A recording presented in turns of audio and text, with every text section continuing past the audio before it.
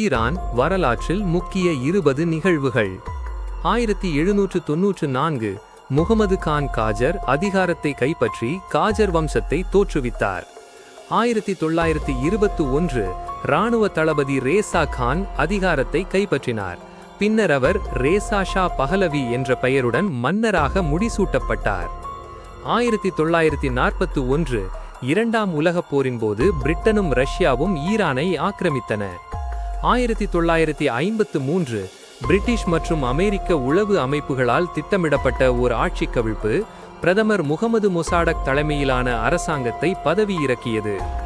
1979 ஈரானிய புரட்சி ஷாவின் ஆட்சிக்கு முடிவு கட்டியது.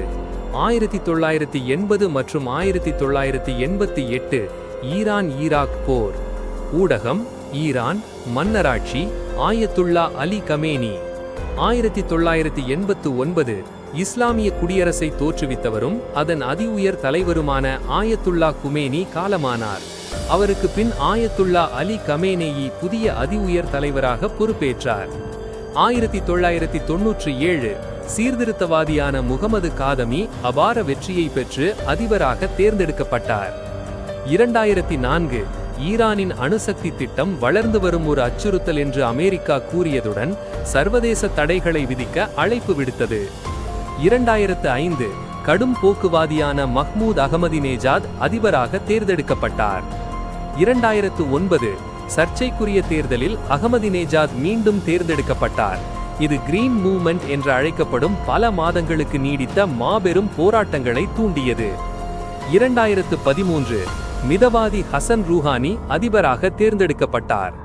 2015 ஈரானுக்கும் உலகின் முக்கிய வல்லரசு நாடுகளுக்கும் இடையே ஈரானின் சர்ச்சைக்குரிய அணுசக்தி நடவடிக்கைகள் குறித்த ஒரு ஒப்பந்தம் இடப்பட்டது.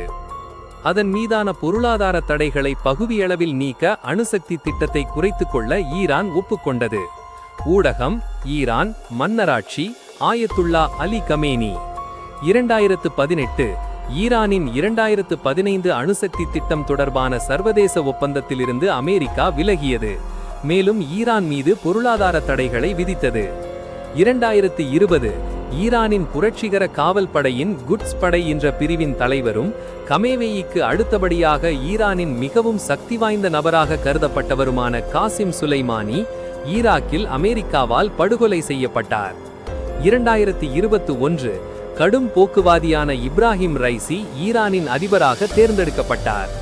2022 மாசா அமினி காவல்துறையின் பிடியில் இருந்தபோது உயிரிழந்ததை தொடர்ந்து நாடு தழுவிய அளவில் மாபெரும் போராட்டங்கள் வெடித்தன.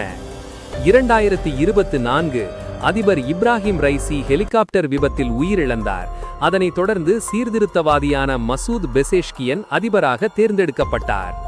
2025 இஸ்ரேல் ஈரான் இடையே இராணுவ மோதல் உச்சத்தில் இருந்தபோது ஈரானின் அணுசக்தி தளங்கள் மீது அமெரிக்கா குண்டுகளை வீசியது.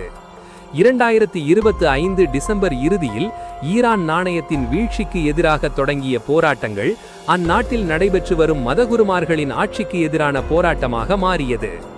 இந்த காணொளி பிடித்திருந்தால் லைக் கமெண்ட் ஷேர் மறக்காம தனியொருவன் SK சேனலை சப்ஸ்கிரைப் பண்ணுங்க.